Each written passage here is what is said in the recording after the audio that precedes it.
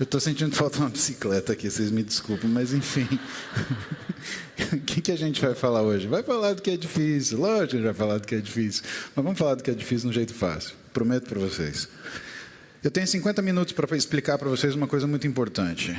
Hormônio não resolve tudo imediatamente quando você coloca, muito menos quando tem coisas muito erradas acontecendo. Então eu tenho que explicar para vocês influências de fatores externos no metabolismo quando você vai realizar um tratamento hormonal. Não vamos discutir qual é o tratamento hormonal, porque tem umas centenas. TRH, TRT, tem o uso de esteroides de forma anabólica quando você tem doenças consumptivas e você tem o uso de esteroides que a gente discute, principalmente em campeonatos de fisiculturismo, de uso esportivo. Não é minha função discutir isso aqui.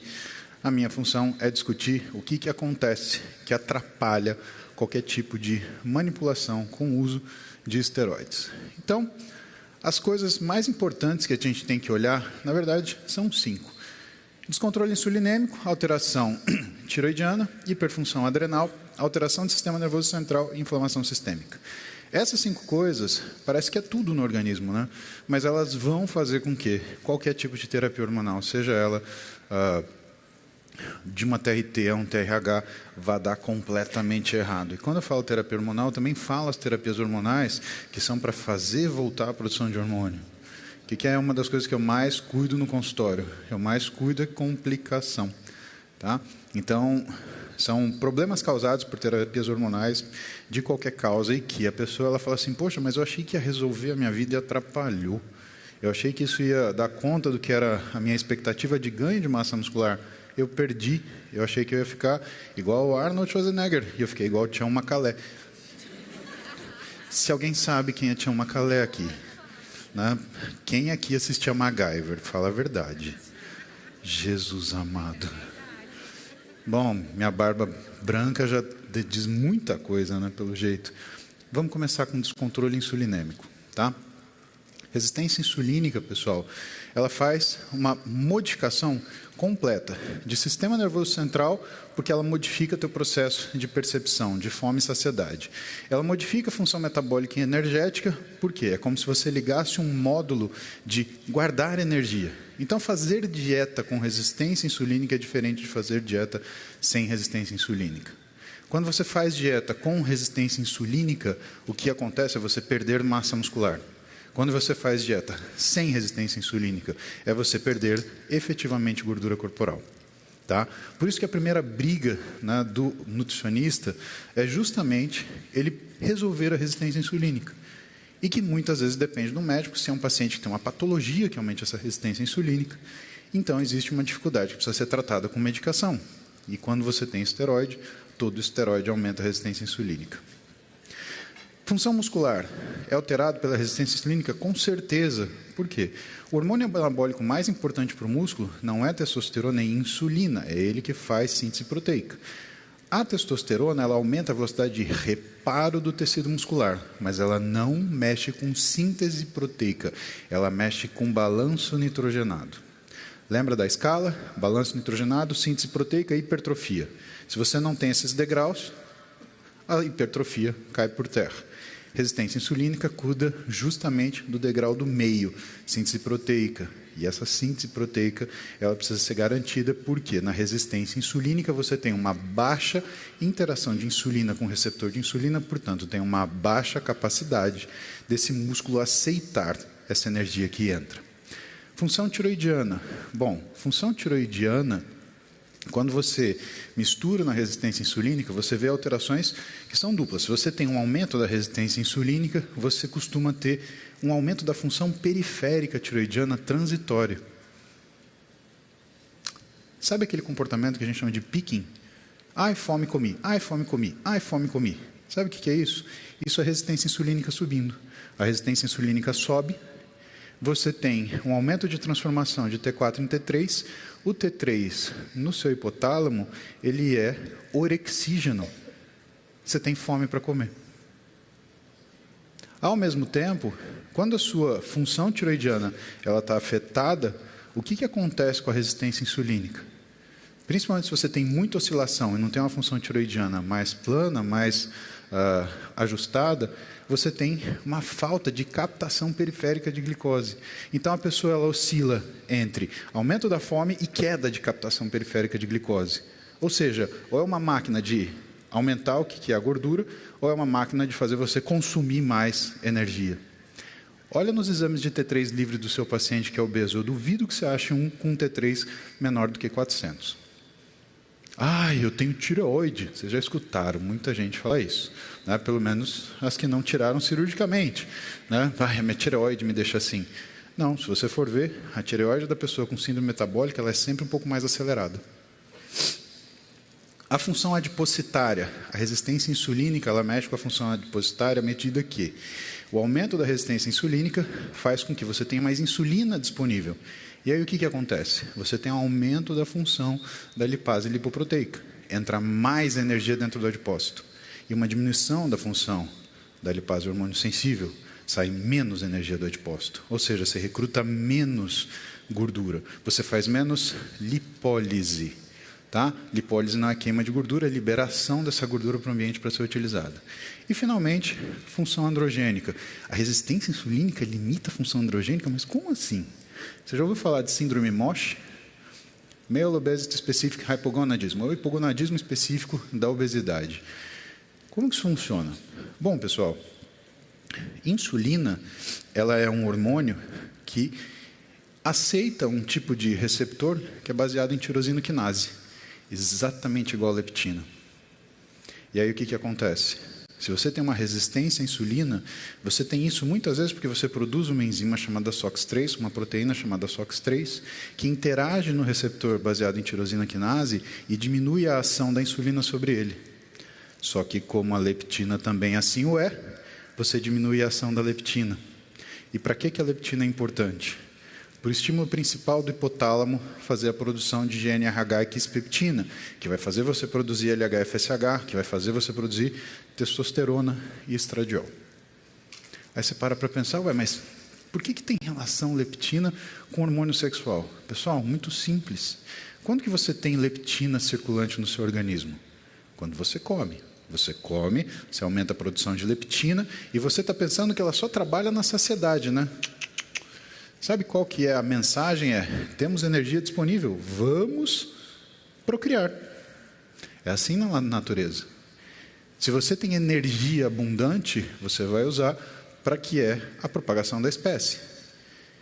E se existe energia abundante, que melhor sinal para fazer com que você tenha produção de hormônio sexual do que um hormônio ligado à energia? Subiu leptina que tem energia. Ótimo, função sexual ok. Aí o que acontece? Ativa hipotálamo, quispeptina, GNRH, LH, FSH, testosterona. Na mulher, estradiol, junto. Então, existe essa relação muito próxima, por quê? Porque é uma relação da natureza, para proteger o que é a espécie. Agora você entendeu porque quando você faz aquela dieta de restrição calórica, a primeira coisa que dá é uma brochada, falando português claro. Então, muitas vezes, pessoal, aquela pessoa que está reclamando para vocês que a libido dela está ruim, o que ela está falando? Oi, Valentim, oi, Chay, desculpa, é que eu amo eles. Posso te dar um abraço? Eles são muito amigos meus. Te amo. Oi, Chá. Bom, obrigado. Então, por que é importante a gente olhar essa questão da libido, por exemplo? Porque o paciente, para você que queixa de libido, você tem que fazer um teste antes de sair medicando. Fulano, faz o seguinte, hoje à noite, come uma coisa bem calórica. Mas vocês são nutricionistas, aliás, quantos nutricionistas aqui, só para eu ter uma ideia? É tipo todo mundo. Que bom. Ou seja, tem um monte de minha mulher aqui. Melhor eu comer escondido. Não quis dizer isso. Em casa a chapa esquenta. Faz o teste. Ofereça uma comida, ofereça um alimento para essa pessoa com uma alta densidade calórica, uma alta velocidade de absorção. Você vai ver que ela vai fazer duas coisas, cocô e ficar com pipi duro. É verdade isso. Mas eu espero que seja uma coisa em tempos diferentes, né?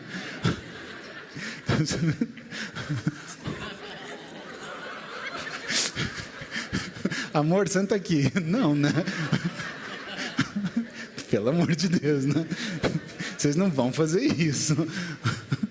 Mas é verdade, né? Pode ver, aquela pessoa que ela tenta fazer aquela dieta restritiva, pesada, que ela viu na internet, que aquela menina bonitona ela faz, né? Aí ela trava. Aí você fala, calma, tenta fazer isso. Magicamente funciona.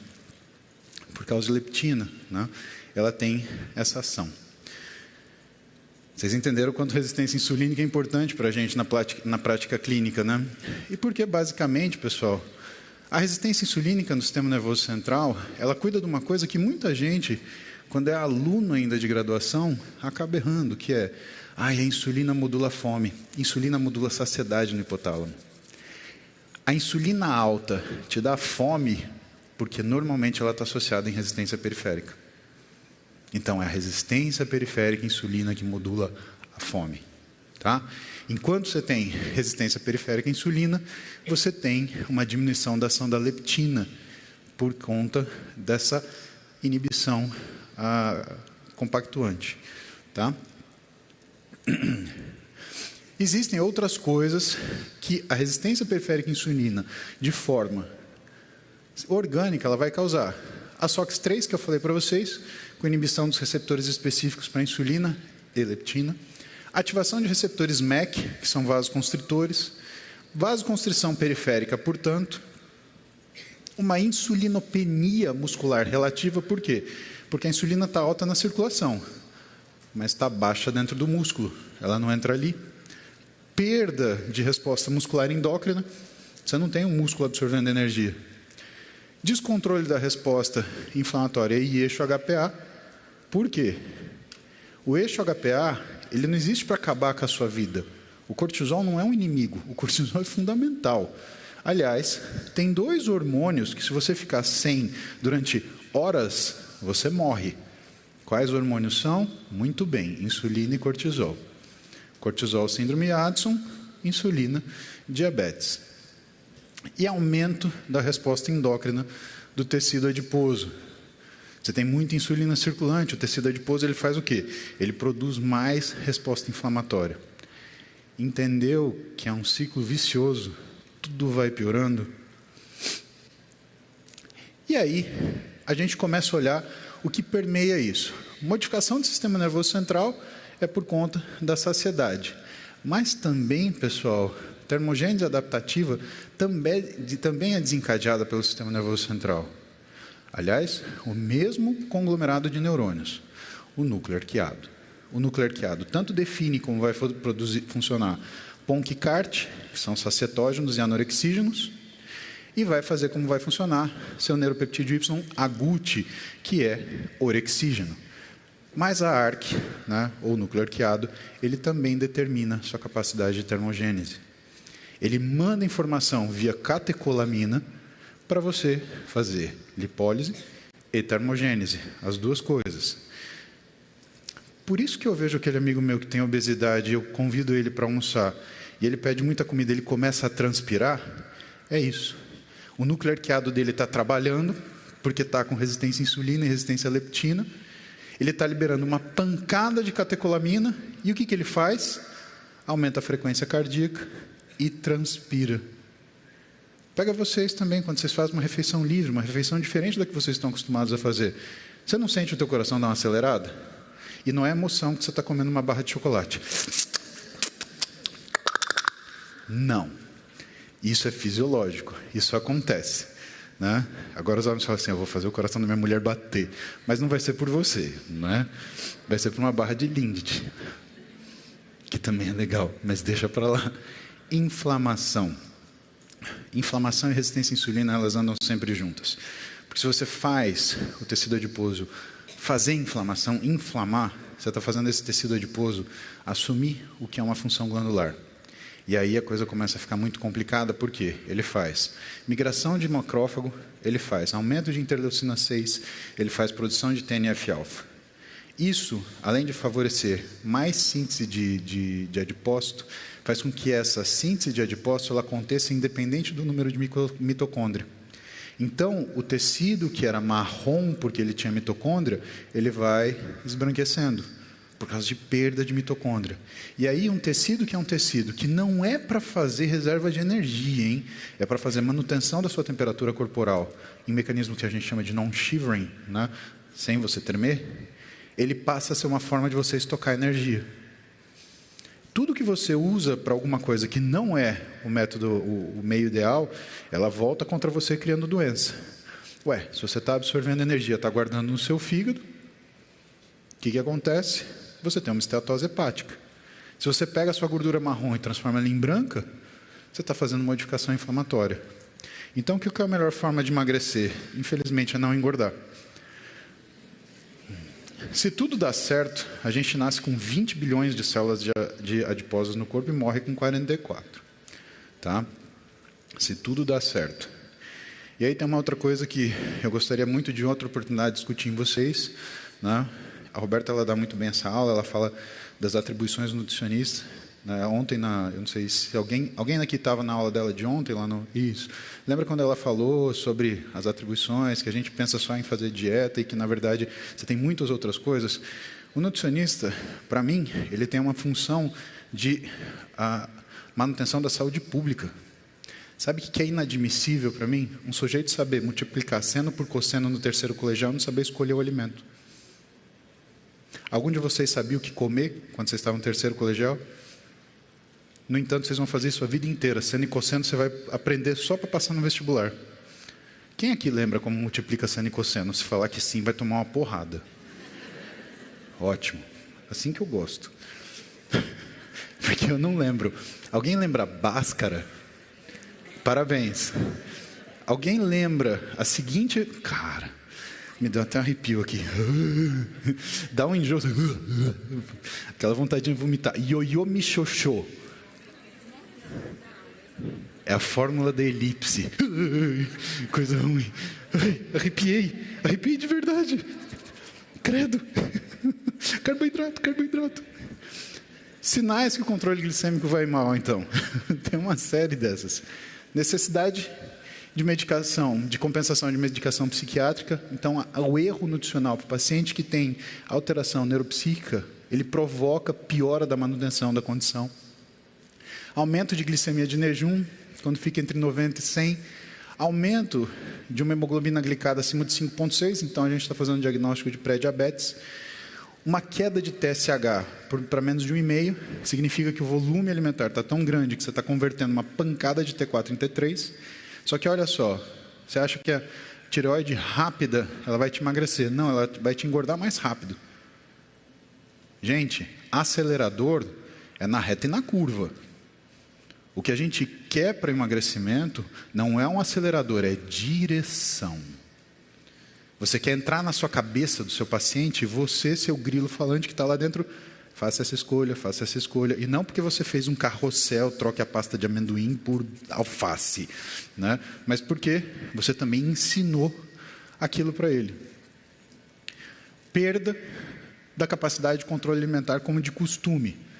Por exemplo, transtorno do comer noturno. Quem aqui já teve períodos de alto estresse, fazia jejum durante a tarde, acordava à noite para pegar um negocinho e comia quase a cozinha inteira? Não, fala a verdade, porque eu já passei por isso, viu? Eu olhei quem comeu meu bolo. Tinha sido eu.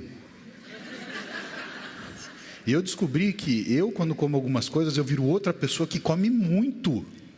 Muito mesmo. E depois acorda com azia. Eu acho que isso é a idade.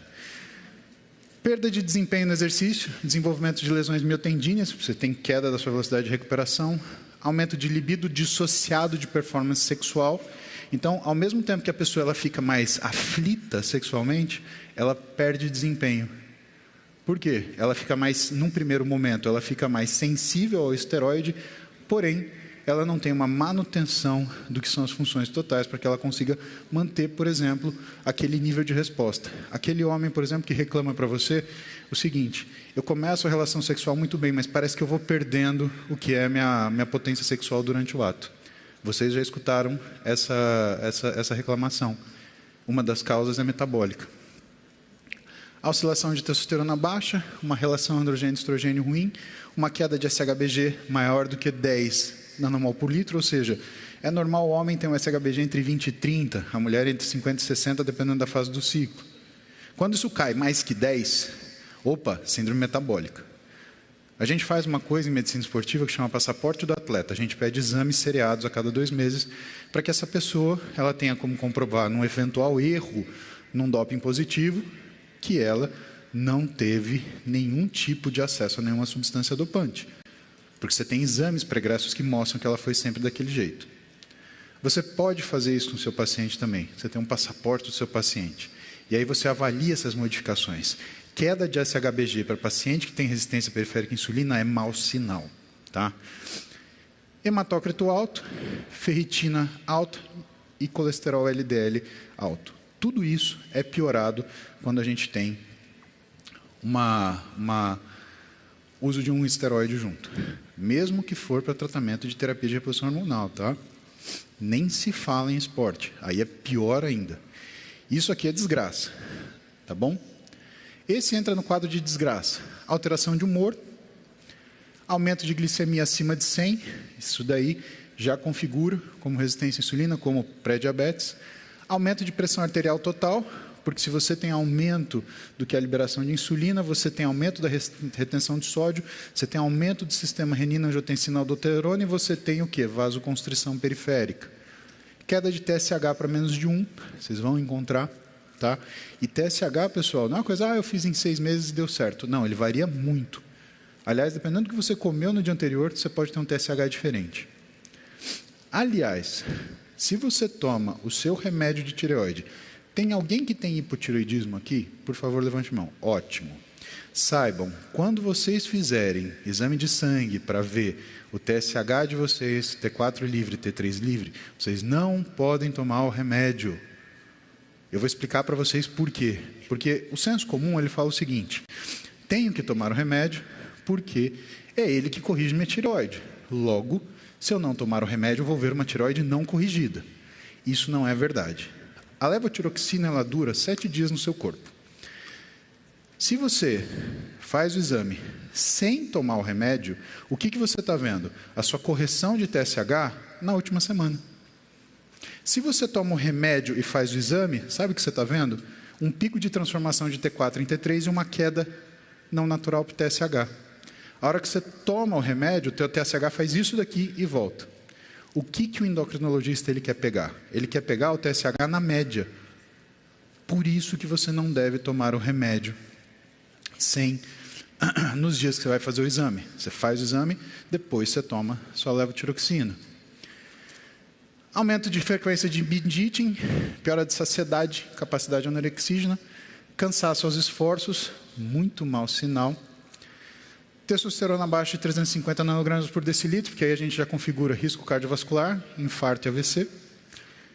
Relação muito ruim, testosterona e estradiol, um SHBG menor do que 20 no total, e aí caracteriza para a gente uma síndrome MOSH. Tá? E aí, junto com isso, como tem hiperinsulinemia, você tem aumento da produção de célula vermelha, você tem uma poliglobulinemia. E para piorar a situação, isso deixa o seu sangue mais viscoso e aumenta o risco de coagulação. Tá? Então é por isso que estradiol em exagero pode fazer um trombo? O estradiol ele provoca hiperglicemia. Aliás, hiperglicemia é aumento da pressão arterial. Vocês vão atender pacientes trans, tá? Então, quando vocês atenderem mulheres trans, ou seja, era homem e transferiu para mulher, nunca anticoncepcional hormonal oral. E muito paciente trans, por baixa informação, ele opta por usar estradiol oral. É um perigo para paciente trans. Paciente mulher trans é gel, pessoal, a todo custo, tá? E claro, os androgênios, eles comumente causam isso quando? Quando você tem uma testosterona acima de 940, quando você tem um estradiol acima de 35, mas aí depende da relação testosterona e estradiol, então o cut-off mesmo, 50, mas entre 35 e 50 você já tem sintoma. Uma relação testosterona e estradiol menor que 20 para 1, ou maior que 30 para 1, e um SHBG menor que 20. Tá? Então, isso eu trago para vocês, é o dia a dia do meu consultório. Tá? São essas formas que a gente lida. Entendeu por que a Vanessa atende do meu lado? Vanessa está aqui? Acho que não. Vanessa, minha nutricionista, ela atende do meu lado por causa disso. Porque a gente tem que ir trocando essas figurinhas. Van, olha isso aqui. Van, olha aquilo ali. Então, trabalho multidisciplinar, fica muito mais fácil trabalhar assim, né? Você está junto. Mas, às vezes que vocês tiverem colegas médicos que trabalham com vocês, é telefone. Ou então, cara, se você fala numa frase de zap, não precisa, uma carta de encaminhamento, cara, o doutor. Não, resolve. Tá assim, assim, assim. E acabou, tá? O maior problema do trabalho multidisciplinar é a forma que você entende. Trabalho multidisciplinar é assim, vem cá, vamos fazer junto. Não é? Resolve você. Uma coisa é trabalhar junto, outra coisa é chutar o paciente. Sinais que o controle glicêmico vai bem. Então, a gente tem ausência de sintomas psiquiátricos, inclusive insônia, glicemia de jejum sustentada abaixo de 90, um HbA1c, uma hemoglobina glicada abaixo de 5,1. O que é uma hemoglobina glicada abaixo de 5,1, pessoal? Uma glicemia média abaixo de 100. Tá? São os critérios da ADA que a gente usa. Então, HbA1c de 5 é uma glicemia média de 98. Cada 0,1, você soma 3 na glicemia. Assim você consegue fazer a conta de cabeça e você já sabe o que é a glicemia média do paciente. Um dia eu vou dar aula para vocês, não de diabetes, mas por que isso é importante? Né? O que significa uma glicemia de jejum alta com HbA1c baixo? O que significa um HbA1c alto com uma glicemia de jejum baixa? Os dois altos, os dois baixos. Tudo isso é importante. Falem isso com o médico que trabalha com vocês. Tá? Isso é importante vocês saberem, é importante vocês lerem exames. Tá? Controle alimentar com reforço por resultado. A pessoa consegue fazer as coisas psiquicamente. Tá? Aumento da capacidade de realização de trabalho físico, ou o que o profissional de educação física chama de progressão de carga. Temos profissionais de educação física que... Vocês estão em minoria hoje, hein? E aí, Gui, tudo bem? Temos conhecido. Progressão de carga, Gui, só acontece se você tem uma fisiologia boa, uma fisiologia normal, uma fisiologia que está realmente fisiológica.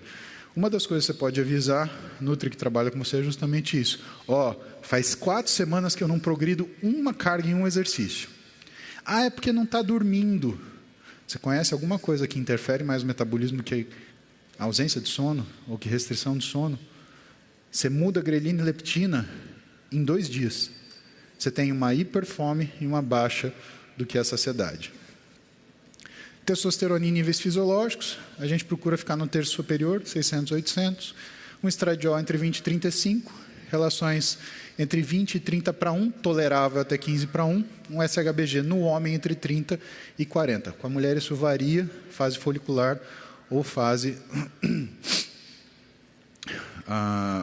folicular ou fase lútea. Hematócrito abaixo de 48, ferritina baixa com LDL abaixo de 100. E das disfunções tiroidianas, pessoal? Bom, tiroidianos, eles modulam tudo isso. Sistema nervoso central, eu já falei para vocês, T3 dá fome. Função metabólica energética, por quê? O tiroidiano, ele é a resposta imediata. Pessoal, tireoide é a primeira glândula que vocês têm que ver. Quando fala hormônio, tireoide. Tá? Tem alguém que faz pediatria aqui? Pediatria, gente, não temos pediatras, ótimo. Então eu vou contar para vocês. O primeiro exame que um pediatra faz para avaliar uma criança que está com uma suspeita de um transtorno metabólico ou ausência, déficit, qualquer problema de crescimento, é tireoide. Para a gente também é importante, é a primeira glândula que a gente olha. Função adipositária, por quê? Por mais que o T3 dê fome, ele ativa a lipase hormônio sensível que faz gordura sair da célula.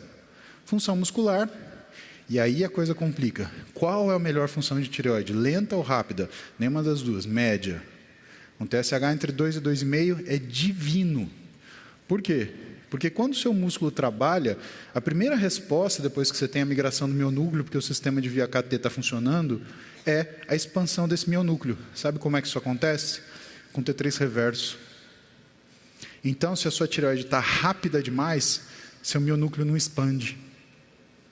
Ao passo que, quando você tem um hipotireoidismo, se você não tem o T3 livre, esse mionúcleo expandido, ele não consolida na célula muscular. Por isso que tanto hipertireoidismo quanto hipotireoidismo perdem músculo. O hipotireoidismo, um déficit de ligação do mionúcleo expandido com a célula muscular. E no hipertireoidismo, um déficit de expansão de mionúcleo. Alteração de função LPL-LHS e função de androgênios. É o tiroidiano que dá a sensibilidade androgênica periférica. Então, você tem um paciente, por exemplo, com hipotireoidismo, um TSH de 6,5, um T4 livre menor do que 0,8, um T3 livre menor do que 2. Hipotireoidismo franco. Só que ele tem uma testosterona de 700. Sabe o que vai acontecer quando você regular o TSH? Essa testosterona vai cair para 400. Por quê? Você melhorou a sensibilidade periférica ao hormônio androgênio por conta do ajuste do TSH. No músculo, o tiroidiano, então, se não tem uma função fisiológica, tem uma baixa expansão do mionúcleo, tem uma fusão mionuclear precoce demais, tem expressão de MRFs, que são vias metabólicas de degradação muscular, tem expressão de TNF-alfa, inflamatório, que vai destruir esse músculo, e aí você culmina numa baixa recuperação. E se você treina, você acelera isso mais rápido ainda. E aí o ideal é, opa, entrei numa fase de hipertireoidismo, calma, tira o treino. Porque se essa pessoa ela caminhar 2 metros, ela já está gastando músculo para isso. Então tem que ser muito cuidadoso nessas horas. Dos eventos centrais para a gente, né? Isso eu desenhando, eu sei que é uma tragédia, mas eu juro para vocês que eu já desenhei melhor que isso. Eu já estou trabalhando no assunto. Então, o que eu falei para vocês antes, núcleo arqueado, ele depende do que é a função do tiroidiano, à medida que ele controla o que é a demanda energética, ou a resposta energética periférica. E aí você vai ter a produção de vias orexígenas, baseadas em neuropeptídeo Y e AGUT, que vão fazer uma queda na produção de TRH. Ué, mas como assim? Você falou que o T3 aumentado ele dá fome, mas se eu tenho uma queda de TRH, eu tenho menos T3. Pessoal, o organismo não é foto, o organismo é filme. Sobe o T3. O que acontece lá em cima? Eu tenho na periferia aqui, energia, sobe T3, no cérebro cai TRH. TRH é o hormônio que faz a liberação de TSH. E se cai TRH, cai TSH. E se cai TSH, cai T4 e T3. Subiu o T3 aqui, a informação para produzir T3 aqui cai também. Então, alterações alimentares que são comuns, por exemplo, em restrição calórica grave sustentada, é o quê? Um negócio que chama síndrome do eutireoide doente.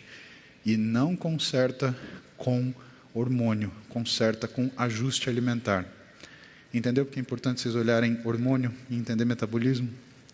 Vocês acharam que ia fugir? Ai, não quero saber de tireoide. Bem-vindo à nutrição que você vai fazer daqui para frente. Modulação hormonal, pessoal, tem a ver com a forma que você se alimenta e se exercita. Quando você usa um hormônio exógeno, não é modulação hormonal, é artificialização hormonal. Só que se você mexe em um, você tem que mexer em todos.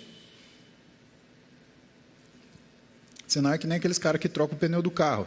Né? Imagina, aí põe uma roda aro 22 na frente, 21 atrás, do outro lado põe aro 18 e o que sobrou põe o step. Fica andando meio para o lado. Né? É isso que a gente encontra todo dia do pessoal que é abuser. Né? A gente tem uma alteração do que é a função de manutenção dos níveis de T3. Então, se você não tem, por exemplo, um funcionamento adequado desse equilíbrio núcleo arqueado, neuropeptídeo Y, AGUT e ativação do receptor MC4R, você começa a diminuir a produção de T3. Por que isso? Gente, melanocortina tipo 4, estimulada por neuropeptídeo Y, te dá vontade de comer. Qual que é o único mecanismo que você tem imediato para diminuir a fome? É baixar o T3. Você entendeu como o corpo é perfeito e porque você não pode olhar ele como se fosse foto? Porque tudo que a gente faz estimulando aqui, faz você cair lá. Tudo que a gente tira daqui, faz você aumentar lá. Então, o próprio organismo ele dá um jeito de te trazer saciedade. Estimulei muito a fome. Então, tá bom, vamos detonar T3 no rim e no fígado para a gente tirar um estímulo de fome. GH, por exemplo. A maior maldade do mundo São os caras que prescrevem GH para o sujeito estar fazendo dieta. GH dá uma fome do cão. Do cão. Satanás está naquela seringa. É verdade isso. Porque ele faz duas coisas. Ele inibe uma enzima que se chama 11-beta-hidroxiesteroide desidrogenase tipo 1, que é a que converte cortisona em cortisol. O cortisol, ele suprime a tireoide. Então, você tira a supressão da tireoide. A tireoide, ó, é chibata. Ao mesmo tempo, o GH ele ativa uma enzima que chama de iodinase tipo 2, que converte T4 em T3. Cara, uma mulher tomando GH come como se já fez 3 mendigos dentro dela. Real. Aí, a GH seca. Mas nem que venha com a toalha. Ventilador. Água em pó. Misture com 2 copos d'água e mate sua sede. Muito bom. Proteína alimentar. Proteína alimentar que vocês colocam no cardápio de vocês é importante porque ele é um importante modulador da saciedade. Por quê? Porque é o que estimula a gente a produzir TRH. Entendeu por que que vegetarianismo ele precisa, não é opcional, precisa de um nutricionista para fazer o balanço dietético? Se você não tiver um nutricionista para fazer um balanço dietético, o nível de proteína vai para a casa daquele lugar. E aí o que acontece? Você tem um distúrbio tiroidiano e você tem fome. E não é porque o pessoal fala, é muito carboidrato, você faz resistência insulínica. Não, é porque você tem perturbação dos sistemas de saciedade dependentes de proteína. Sabe como você sabe que um whey é bom? Toma, sentiu um enjoinho, aquele whey é excelente. O que é aquele enjoinho? Aquele enjoozinho que o whey dá depois que você toma é um aumento brusco na produção de TRH e TSH, misturado com uma ação semelhante ao análogo de GLP-1, estimulação via nervo vago no trato solitário. Tomou um whey, ai que gostoso, que vontade de comer. É whey de leite de galinha. Com dente, tá? Ah, dá para usar. Toda proteína a gente pode usar, então, mais ou menos. Caseína, por exemplo, tem metionina, cisteína e tirosina, que baixa a produção de tiroperoxidase e faz com que a gente tenha uma dificuldade na função de produção de hormônio tiroidiano. Isoflavonas, né, presente na soja, são ricas em genisteínas. Então, se você tem um paciente que só come proteína texturizada de soja, você tem que ficar de olho na função tiroidiana dela, porque isso pode orientar, inclusive, até os rumos que a escolha alimentar dela fez.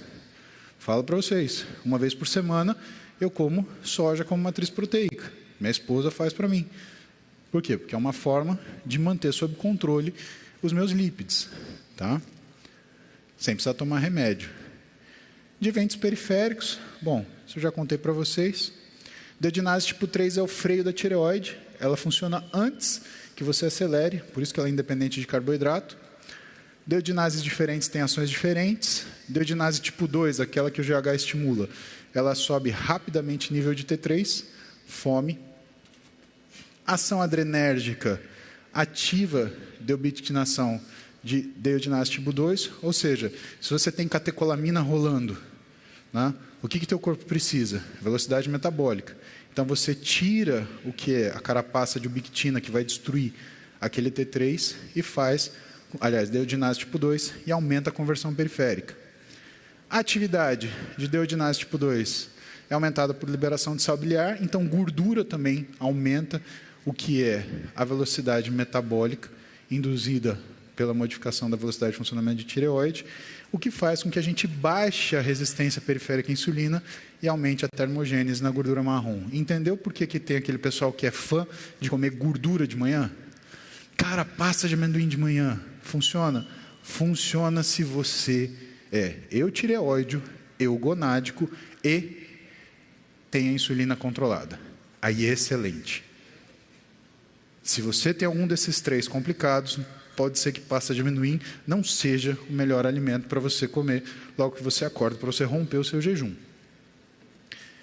E esse é o equilíbrio que a gente olha entre comer mais e comer menos. Tireoide funciona com comida. Deu comida, você tem aceleração do metabolismo. Tirou comida, isso cai em 5 dias. 5 dias de uma restrição alimentar severa, ou seja, mais de 500 quilocalorias de déficit, fazem com que você diminua a sua função metabólica. Detalhe, é para isso que serve você fazer o recordatório alimentar, porque não é 500 quilocalorias com função na taxa metabólica basal, é 500 quilocalorias no total. Então, tirar comida, pessoal, é que nem tirar remédio. Se o paciente chegou com uma dieta de 7.000 quilocalorias, você vai tirar 400 na primeira semana, 300 a 400. Na segunda, 300 a 400. Na terceira, é um processo. E o que você está fazendo? Emagrecendo a pessoa? Não, você está dando conforto para o cérebro dela. Não existe emagrecer com fome. Eu acho que vocês concordam comigo. Vocês concordam que você fazer a pessoa passar fome é judiação? Vontade de comer, tudo bem, a gente tem. Mas percebe que quando uma pessoa procura um nutricionista, ela está pedindo conforto também. Ela está pedindo não só resultado, mas ela está pedindo, cara, eu podia fazer isso, ficar sem comer, que nem eu vi a mulher no Fantástico que comia 2 salsichas por dia. Mas eu prefiro que você me leve, porque eu prefiro viajar de primeira classe. É aí que você brilha, quando você consegue fazer isso daí.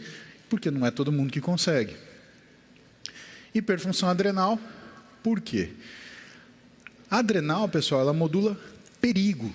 Então, cortisol, ACTH, essas coisas elas modulam quanto o teu corpo está sentindo perigo, quanto ele está sofrendo com a situação que você está colocando. No sistema nervoso central, você tem ansiedade. Na função metabólica e energética, você tem reserva de energia. Você não sabe quando você vai ter de novo. Na função adipositária, também. Na função muscular, degradação proteica. Na função tiroidiana, inibição. Nossa, minha tireoide está ótima, TSH está 2. Quanto está o T3 livre? 1,5. Tá ruim, hein? Está passando fome, hein? E androgênios? Também o corticoide suprime. Isso já aconteceu com vocês.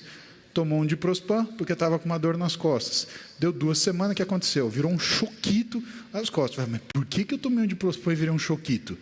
Porque seus androgênios foram para o pé e depois voltaram para o teto. E aí, faz um flare, porque você estimula IGF-1, e aí faz um surto de acne. Catecolaminas. Catecolaminas também são produzidas na suprarrenal, na medular da suprarrenal, para ser mais preciso. Elas ativam o núcleo arqueado, que controla a fome e saciedade. Oi? Oh! Eu já ia apelar. Mexe comigo. Faz resistência catecolamínérgica, eu expliquei para vocês, o obeso transpirando. Desequilibra o que é lipase lipoproteica e lipase hormônio sensível. Por quê? Porque a catecolamina estimula a lipase hormônio sensível. Né? Então, o que estimula a lipase hormônio sensível? T3, androgênio, GH, catecolamina. Tá? A catecolamina, se você tem resistência, você tem pior da resistência à insulina, pior da resistência vascular periférica e hipertensão arterial. Então, se o paciente sentou na sua frente, você aferiu a pressão, está levemente hipertenso, síndrome metabólica já. Esse cara não vai emagrecer simplesmente com corte de caloria. Você vai ter que mexer na estrutura alimentar dele, você vai ter que fazer um fracionamento alimentar adequado. Você vai ter que educar essa pessoa desde o zero, porque está muito ruim aquele organismo. A resistência à insulina, ela vai fazer vasoconstrição periférica e descontrole da resposta inflamatória do eixo HPA. Por quê? Porque ela mexe muito com o suprarrenal. Gente, qual que é a maior inibidor de cortisol que tem? Carboidrato ou energia de uma forma geral. Isso para fazer você baixar a sua função adrenal é uma maravilha. Modulação hormonal é isso. Eu estou numa velocidade emagrecendo que está legal, mas o paciente não está bem. Cortisol, 25. Porra, aumenta um pouquinho a caloria. Vai continuar emagrecendo. Cortisol, 17. Está tolerável, está bem. Você não está colocando essa pessoa numa situação de desconforto. Sabe uma das coisas que isso faz? Diminui o nível de ansiedade diária.